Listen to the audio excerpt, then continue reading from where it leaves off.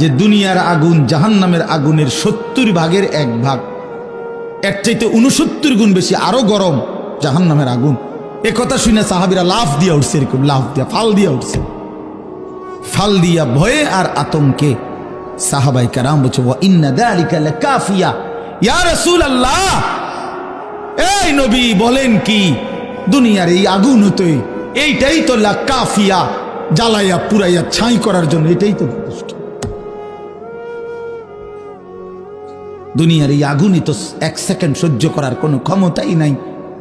নবীজি তখন বললেন, হায় উম্মত, তাহলে ভেবে দেখো এর চাইতে আরো 69 গুণ বেশি উত্তাপ হবে জাহান্নামের আগুন, তো সেটা কি পরিমাণ গরম। নওজোয়ান ছেলে, কেন নামাজ পড়ো না? বাপ, কেন নামাজ পড়ো না? আল্লাহরে এইভাবে ভুলে গেলা, নারীরে এমনি পছন্দ হয়ে গেল, সারা রাত মোবাইলে ছবি দেখো, উলঙ্গ নাচ দেখো, জেনা ব্যভিচারের দৃশ্য দেখো, দিন নাই রাত নাই, ছবি, নারী, অসভ্যতা, নোংরামি, মদ, জুয়া, গাঁজা, ফেন্সি, ইয়াবা, হায় হায় হারামখোর।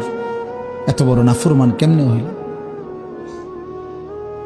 কেমনে হইলা বাপ?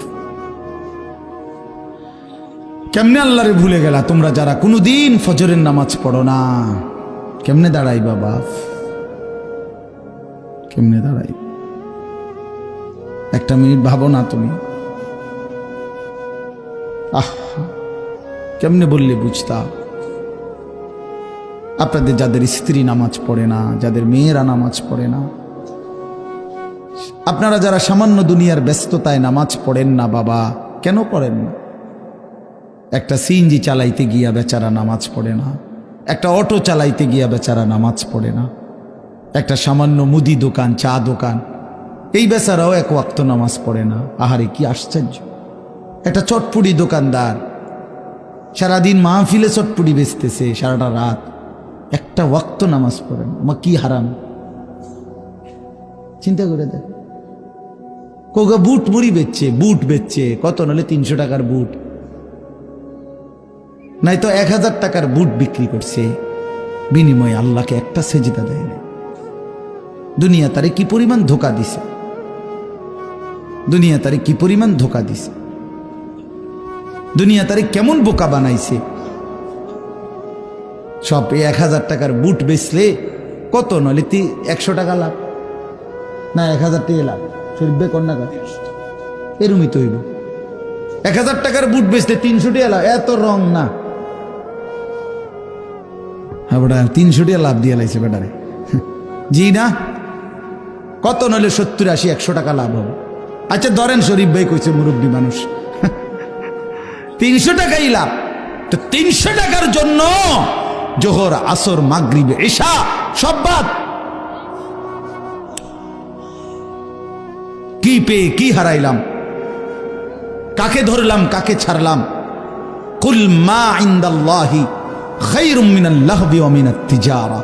আল্লাহ বলছে, নবী বলে দেন, ও দুনিয়াবাসী, তোমাদের এই ব্যবসা বেচা কিনা, তোমাদের এই রং তামাশা, যুবক, তোমার এই তামাশা, তোমার এই গান বাদ্য, নাচ গান, এই সব কিছুর বিনিময়ে, এর বিপরীতে সেজদা দিলে, নামাজ পড়লে, গোলামি করলে আল্লাহর কাছ থেকে যা পাইতা, আল্লাহ বলছে বন্ধু বলে দেন, সেটা তোমাদের এই তামাশা এবং ব্যবসা বেচা কিনা, আয় রোজগার চাইতে কোটি কোটি গুণে উত্তম, কোটি কোটি গুণে উত্তম। আল্লাহু খায়রুর রাজিকিন, আল্লাহই হচ্ছেন সর্বোত্তম রিজিক দাতা। এজন্য প্রিয় ভাই, প্রিয় বাবা, আমার প্রিয় সন্তানরা, ছেলেরা, নওজোয়ান সাথীরা, সবাই মিলে এটা রাত গভীরে আমরা ভাবি, নিজের জীবনের কদর করেন, হায়াতের কদর করেন।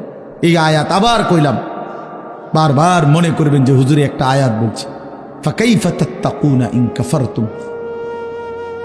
আল্লাহ খুব মায়া কইরা যেন বলছে, বান্দা, কিরে বান্দা, এরম করস, কেমনে রে বাঁচবি তুই? কেমনে রে বাঁচবি?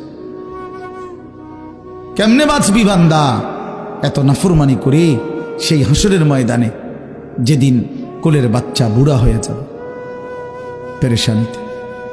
কোরআন শরীফে আছে যেদিন ইসরাফিল ফু দিবে, আল্লাহর কসম ভাই কোরআন শরীফের আয়াত, সূরা হজ একটা সূরা আছে, এখানে আছে আল্লাহ বলেন ইন্না জালজালাতাস সাআতি শাইউন আযীম। ইসরাফিল যখন সিংহায় ফু দিবে, জমিনের মধ্যে ভূমিকম্প শুরু হবে গোটা কায়নাতে, তখন মানুষ এই পরিমাণ অস্থির হয়ে যাবে, বেকারার হয়ে ছুটাছুটি করবে। তো আল্লাহ নিজে বলতেছে ইয়াউমা তারাউনাহা তাদহালু কুল্লু মুরদিআতিন আম্মা আরদাআত, যে মা তার কোলের বাচ্চা দুধ খাওয়াইতেছিল, আল্লাহর কসম আল্লাহ বলে ওই মা দুধের বাচ্চা ছুঁড়ে ফেলে দিল। এইটার অর্থ এটা।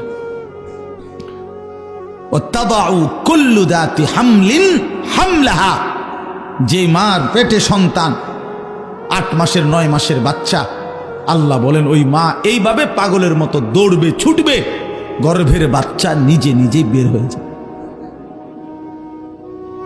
ওয়াতারান নাসা সুকারা, আল্লাহ বলে সবগুলো মানুষ পাগলের মতো মাতালের মতো হয়ে যাবে, মাতাল হয়ে যাবে, মাতাল।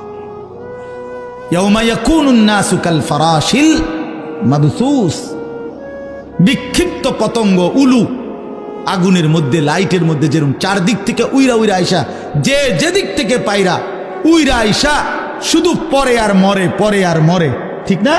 আল্লাহ কোরআনে বলছে ইসরাফিল ফু দিলে এই কোটি কোটি মানুষ যে যেদিকে পারে ছুটাছুটি করে পড়বে মরবে, পড়বে মরবে, যে যেখানে পড়বে উষ্টা খাইয়া দৌড়াইয়া হাঁফাইয়া ওইখানেই মরতে দেরি নিচে পৌঁছে যাবে কবরে।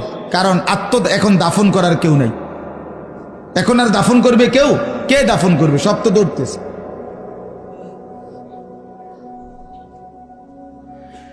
এই জন্য আমি অনুরোধ করছি বাপ, আপনারা প্রত্যেকে এই যে ফিকির, আমাদের প্রিয় হযরত মাওলানা মাহবুবুর রহমান সাহেব ইত্তেহাদুল উলামার ফিকির বলছে, আল্লাহর বান্দাদের কাছে দিন পৌঁছানো, মানুষের কল্যাণে মানুষের পাশে দাঁড়ানো, মানুষের জন্য কিছু করা, মানবতার জন্য কিছু করা, আর কোনো মানুষকে বন্যার্তকে ত্রাণ দেওয়া, ক্ষুধার্তকে খাবার দেওয়া, বস্ত্রহীনকে বস্ত্র দেওয়া, এতিম গরিব অসহায়কে খাদ্য খাবারের লোকমা তুলে দেওয়া, বিশ্বাস করেন এটা যেমন অনেক বড় সওয়াবের কাজ, নেকির কাজ, আল্লাহর কসম তার চাইতে কোটি কোটি গুণ বেশি উত্তম নেকির কাজ হলো কোনো মানুষকে জান্নাতের রাস্তা ধরায় দেওয়া,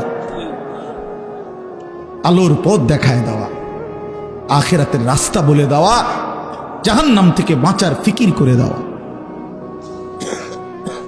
এটা বড় খেদমত। নবী সাল্লাল্লাহু আলাইহি সাল্লাম বলেন ফাওয়াল্লাহি লা আন ইয়াহদিয়াল্লাহু বিকা রাজুলান ওয়াহিদান খায়রুন লাকা মিন হুমুরিন নাআম। নবী সাল্লাল্লাহু আলাইহি সাল্লাম বলেন আল্লাহর কসম, তোমার দ্বারা একজন ব্যক্তি, রাজুলান ওয়াহিদান, একটি ব্যক্তি আল্লাহর পথ পেয়ে যাওয়া, গোটা আরবের সমস্ত দামি উট তোমাকে হাদিয়া দেওয়া তার চাইতে বেশি উত্তম। রাসূলুল্লাহ সাল্লাল্লাহু আলাইহি সাল্লাম বলছেন, এজন্য এই মাহফিলের মাকসাদ এটা, আপনাদের জিন্দেগি বদলানো। কারো একজনের কলিজার মধ্যে একটা লোকও যদি, একটা ছেলে, একটা যুবক, সে যদি বুঝে যে আহারে আসলে তো আমার ফজরের নামাজ পড়া দরকার, আমি তো মুসলমান, আমি তো মুসলমান, আমি তো ইমানদার, আমার তো আখিরাত আছে, আমি তো মরতেই হবে।